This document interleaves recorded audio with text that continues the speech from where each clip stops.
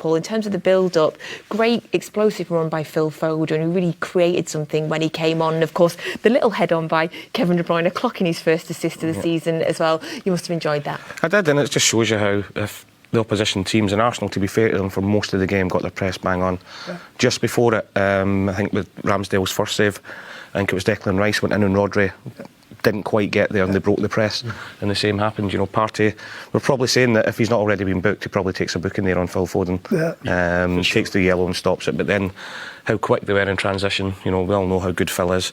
Got slightly lucky with his pass, and then Kevin's headed. 3 substitutes came on, and within 10 minutes had made a massive impact. And delighted for Cole Palmer, because he looked a little bit nervy his first few touches. Yeah. You know, he gave the ball away, but that'll do him the world of good. You know, scoring at Wembley, scoring in the first team, and it's a big season for him now.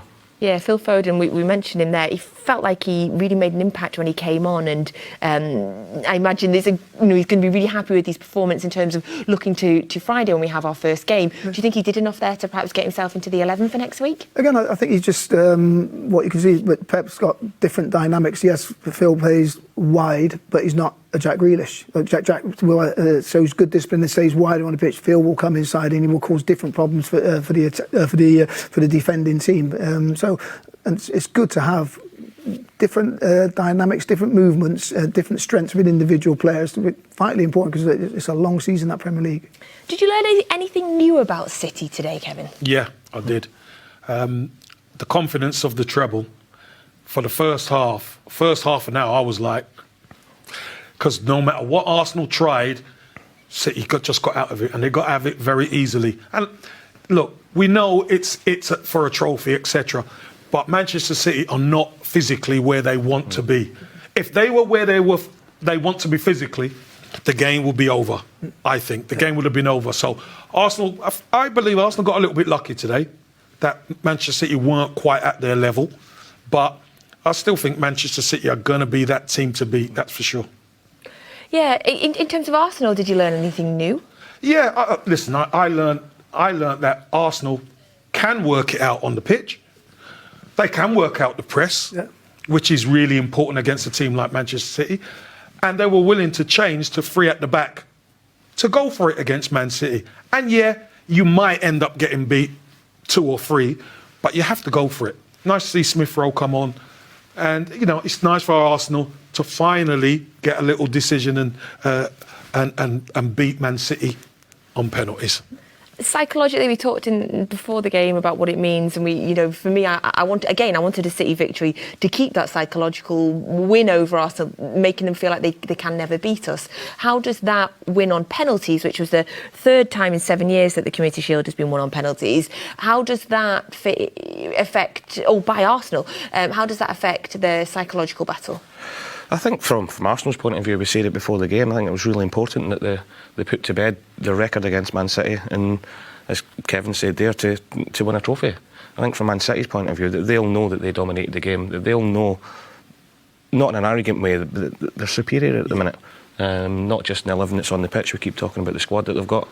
So I don't think City will worry about it too much, but Arsenal, it can give them that little bit of confidence to go into the season, give them a little bit more belief after what happened at the end of last season that they can compete with Man City. And they competed over the 90 minutes, or the 101 minutes, or whatever it was. 151. It was a competitive game, and they'll take a lot of heart from that.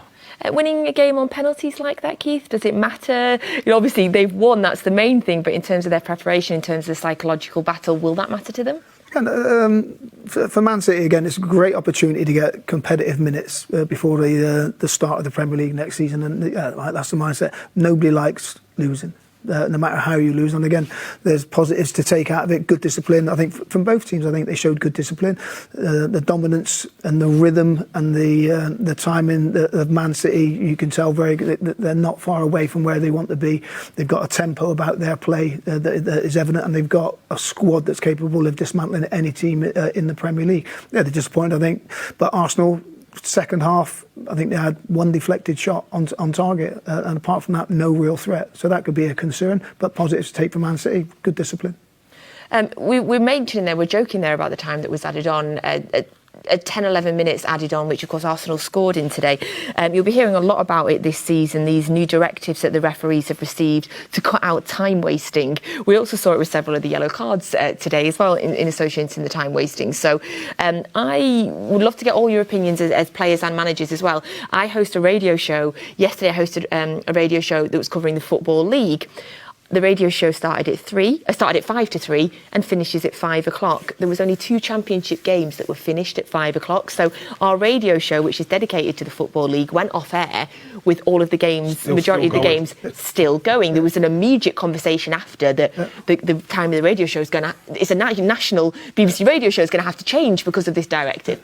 How does we're expecting to see this all throughout the season. 8, 9, 10, 11, 12. There was 13 minutes added on in one game yesterday. Yeah. How is this going to affect games? I'm thinking perhaps, Keith, in terms of fitness levels, or will it cut out time wasting? What's your thoughts? Again, I think it's finding out what the directive is for where they're adding the minutes on. So if you say, well, there's 8, 9 substitutions throughout the game, so there's going to be 8, 9 minutes added on. If there's injuries where the physios come onto the pitch, that's more time added on, or is it just going to be a case of, well, the fourth officials enjoying this game and keep it rolling? I don't know. I think it has to be clearer, because I think it will be upwards. I think you're going to have a lot of managers and assistant managers berating fourth officials, asking them, and you can say, where's that time come from? And all they want an answer and say, right, well, there was 8 subs, minute per substitution. Every time the physio goes on, it's another minute. Every time there's something else happening, it's another minute. So if there's clarity, then it stops the arguments. If not, there's going to be a lot of people getting into trouble. I think it's going to cause carnage. Yeah. I really do. They're saying about time wasting. There was 11 minutes there. Arsenal weren't time wasting, and City weren't time wasting. Yeah. They wanted to keep the ball in play. Yeah. I know there was the injury within the injury time, but apart from that, I can't really remember a lot. Substitutions, wasn't it? Yeah, but then City made three, but they made 3 at one time. Yeah. So that's not 3 minutes. No. That's 1 minute. So there's got to be a directive on it, so everybody understands exactly what's going on. I wonder how it's going to affect tactics as well. In terms of substitutions. What time are you bringing your substitutions on? Are you changing, the way that you're doing things at the end of the game? How do you think it's going to affect? Yeah, I think it's going to affect a lot. I think it's more of a squad game now, anyway. But especially with an extra, let's just say average, there might be an extra 10 minutes. Yeah. That might affect how you bring your subs on, Curly. You're a manager. You wouldn't. An extra 10 minutes can make a hell of a difference. Yeah. It's going to be interesting to find out exactly what the directive is, as in so where those minutes are added on. It does feel like it needs a little bit more clarity, which I'm sure that we will get. But hey, we're going to get used to it because it's happening. Right, FG is still at Wembley. We're going to go down and see what him and Big Steve thought of the game. Hello, welcome back to Wembley. FG here with Big Steve. Look, it was a great second half. Fine margins, and penalties can always be penalties, can't they, Steve? Yeah, it was a good game, to be honest. Cole Palmer, great finish, great goal. And then they got the equaliser at the death, and then it's a lottery then after that, the penalties. And, disappointing to lose any game, you know what I mean, the run we're on. But I think we've just got to get ready for Burnley now, Friday night. I think after watching that game, I think it's fair to say that Arsenal are absolutely brilliant, and so are Manchester City. I think these are the 2 top teams for next year again, do you think? Yeah, both teams are strong, you know what I mean. I think they're both expected to challenge for the title.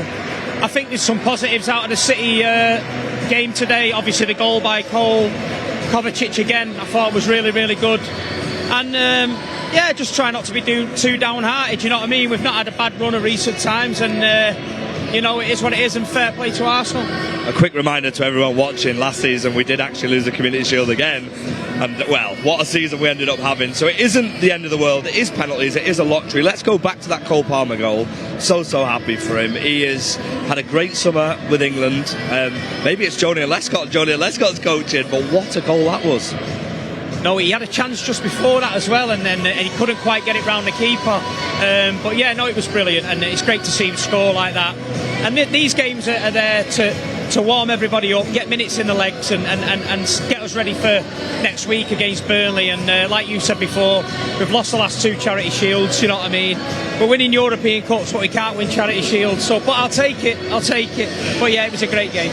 We have, of course, got the Super Cup to come up as well, straight after Burnley, which is another opportunity for some silverware. So don't worry, City fans. But let's talk about that man Kovacic.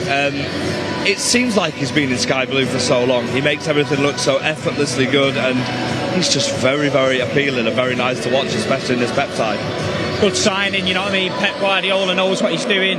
He's come in, and today he was really good, I thought, and he can only get better. I think he's only been around the club a couple of weeks, so when he's training regular and we're in the thick of the season, I think Kovacic only gets better for me. And then, of course, we do have to mention the goal in the last minute. Double deflection, a long time added on, which we've got to get used to. We've got a little bit of a light show whilst Arsenal get their Community Shield. But, I mean, 10 minutes into added time, we've got to get used to that this season now, haven't we, with the new rules? Yeah, it was a long time at the end there, and it was unfortunate, you know what I mean? It took some deflections and went in. But at the end of the day, you know, it is what it is, and then it takes the game to penalties. You know, if overall you look at the game, and Manchester City played well, you know, I think if it's a league game, we see it out and we win. But, you know, look, the Arsenal fans here, we've been getting a bit of banter off them today. They're enjoying it now. They'll be partying in the streets tonight, so it is what it is. It is what it is, indeed. Congratulations to them, of course. But, I mean, City fans, don't worry too much. There's plenty more opportunities to come back to Wembley, and the real action starts at Burnley on Friday evening. So from me, myself, FG, and Big Steve, thank you for watching Wembley, and we'll head back to the studio. Get home safely, FG and Big Steve. Thank you so much. So City have lost the Community Shield, but as FG reminds us, do not fret, because we lost the last two and we went on to win the Premier League. So nothing to panic about. Now, the Premier League does indeed start in just 5 days' time, as we will open up the Premier League campaign by visiting Turf Moor. Of course, Burnley, our opening fixture. It's on Friday night. It is an 8 p.m. kickoff, and of course, it means that we get a reunion with Vincent Kompany.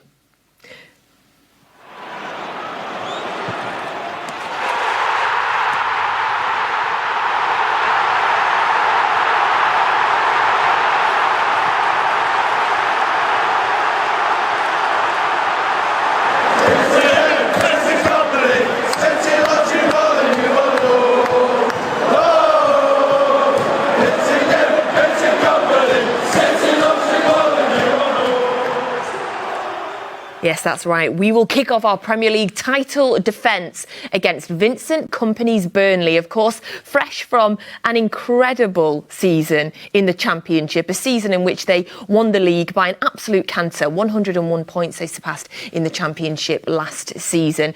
Friday night, 8 p.m. When the fixtures came out, Keith, and I saw City versus Burnley, I thought, yeah, of course it is. Yeah, obviously. And probably, if you have a look at Burnley, Burnley probably looked at that and thought, well, good time to play City. Playing at the beginning of the season where they've still got another 40-odd games to amass enough points to stay in the division. Because that will be, and let's be realistic, that is going to be Burnley's ultimate aim from the outset, is staying in the Premier League. They've had a fantastic season last season, but again, that step up is massive. So they will be setting their sights on finishing the third, fourth bottom. Of course, yes, survival will be key for them, of course, this season, as you say. Last season, though, their first season back in the Football League, Sean Dyche leaves, Vincent Kompany comes in, Kevin, and absolutely hits the ground running. Not only, of course, did he get them promotion straight away, but for me, the key thing that he did was change the whole dynamic of the club, the way that they play, from that historical hard tackling Burnley to this beautiful free-flowing attacking team. I mean, he revolutionised them in a year. Yeah, it was total transformation. Total transformation. I don't think anybody saw that coming. He went in there, he changed the mindset, he changed the mentality of the players. I thought he'd done very well in the loan market as well.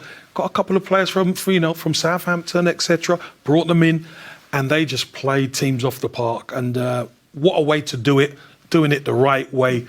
Getting the ball down, passing the ball, scoring loads of goals and getting promotion. What a guy. And you mentioned the loan players, because Nathan Teller they had from Southampton has gone back to Southampton. I think Southampton are hoping he can do in the Championship what he did for Burnley. Is that going to be an issue for him, though? They haven't majorly replaced him with any other goal scorers. Can you see Burnley being able to score? I mean, certainly not the amount of goals they did in the Championship in the Premier League. I think that's going to be the most difficult part. Because Premier League teams are a lot cleverer. Even when you do try and play, they set traps and they trap you in there. So what they've got to do is, when they do have chances, they've got to take them. If you cannot take your chances in the Premier League, you're going to struggle. But, you know, I think with the window still open, you might see Burnley do some business. Of course, the window. I can't wait for the window to close, to be honest. We're going to be saying this for the next month, aren't we? We, of course, played Burnley in the FA Cup quarter-final last year with that comprehensive victory for City. How different is it, Paul? And it sounds like a ridiculous question, from bossing the Championship and winning it at an absolute canter to coming into the Premier League? Yeah, it's a completely different level, the Premier League from the Championship, but it'll be a tough game for us on Friday. You know, Tough Moor will be absolutely bouncing. TV cameras are going to be there. They're not stupid. There's a reason why that game's the first game on Friday night at 8 o'clock away from home for the champions. And Vincent will have them at it. You know, they won't sit. The one thing Vincent won't do with his team this season in the Premier League, and they might get punished for it, is sit back.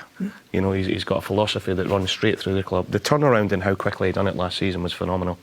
You know, as you rightly said, historically, nothing against Sean Dyche, had done an unbelievable job keeping them in the Premier League for as long as they could. But it was 4-4-2, 4-4-1-1, everybody behind the ball, get it forward as quick as you can, second balls, you know, all the nitty-gritty stuff. Now Vincent's went in there, he's got his goalkeeper playing out from the back, the centre-halves are comfortable in the ball, midfielders want to come and take it, wide players are quick and like to come inside. So it's going to be interesting. And the FA Cup quarter-final at the Etihad, for 25-30 minutes, Burnley done really, really well. And then City do what they do, they get one very quickly, they got the other goal, and then the game is over. But be interesting, it'll be tough. But City have got that experience of going away from home against these grounds now as well. So, be interesting. They'll be coming in with a lot of confidence, I imagine, Keith. Of course, the way that they won it with such a distance at the end. They celebrated for such a long time. Although I did see that Vincent Kompany had them back in pre-season training before anybody. They've been back for a long time now, though. They'll be coming into it with a lot of confidence. Paul mentions Turf Moor as well. They had an incredible record. I think they were only beaten once at Turf Moor the entire of last season. So they'll be coming into this game confident, feeling like, I guess, they've got nothing to lose. Yeah, and again, I think this will be the season for Vincent where he will find out so much more about himself as a manager, how he reacts, because he's not going to have the season like he had last season. So he's going to have periods of times where they lose 3-4 games, and then this is about his beliefs, because let me tell you, the club and players will pick up on his demeanour, how he acts. Is he uncertain? Does he change tactics? Say, right, well, yeah, that's how we got out of this division. Now we're in the Premier League. Yeah, we want to play, but if we go a goal down, then we just bang it. And it's one of those stick to your beliefs. And you find it can be a very, very lonely job being a manager, because you have all these demons, and then it's how you react to players. Because I'm not saying players let you down, but players make mistakes that cost you a game. And it's one of those, you've got to have that calmness about you as a manager to manage those situations, and you find out a lot about yourself. It's going to be really interesting to see what he does this season. I'm really looking forward to watching. I hope they do very well after Friday. Yeah, of course. I like that. After Friday, absolutely. Yes, the Premier League is back on Friday. And of course, Matchday Live will be here with you. I will be here in the studio from about 5 to 7 on Friday night. It's your Friday night sorted. All right, 8 p.m. kickoff, City versus Burnley. Paul, thank you so much for being here with us today. Keith, thank you so much for coming back. And Kevin, thank you. Thank you for my debut, and hopefully we could do this again sometime. Well, hopefully we'll invite you back, but I don't want you to be a lucky charm for Arsenal. For City? I thought it was a lucky charm for City. You've got the treble, and I'm here. Thank you so much for joining us. And thank you all for watching Matchday Live today. Thanks to FG and all our guests down at Wembley, and of course to Alistair Mann and Michael Brown for the wonderful commentary. We'll be back on Friday night with you. Hey Blues, we haven't won the Community Shield, but we didn't win it last year and we won the treble. So things are going to be okay. We'll see you on Friday. Oh, go on, I'm breaking boy. 3-0. Adam Roll, Jason. Okay, I'll go last. Okay, this for me. Okay, this is one for me. Yeah, okay. The winning and the end result is great. I would say, like, on a personal level, Carlos, this style of play is amazing. So congratulations. I'm very, very proud of it. Very, very proud. And what's next? Party. Hey, Mahuna. When he goes back, no, bump it up. You gotta bump it up. Don't you know, bump it up. Monday, Tuesday, Wednesday. We won the league. Obviously, they were the expectations, but Yeah, it's been a great season. I've really enjoyed it. Yes. Every member of the team, even the injured ones, the ones just coming back. I've had a great season. I really enjoyed it, and nothing better than to win it, is it? You know what I mean?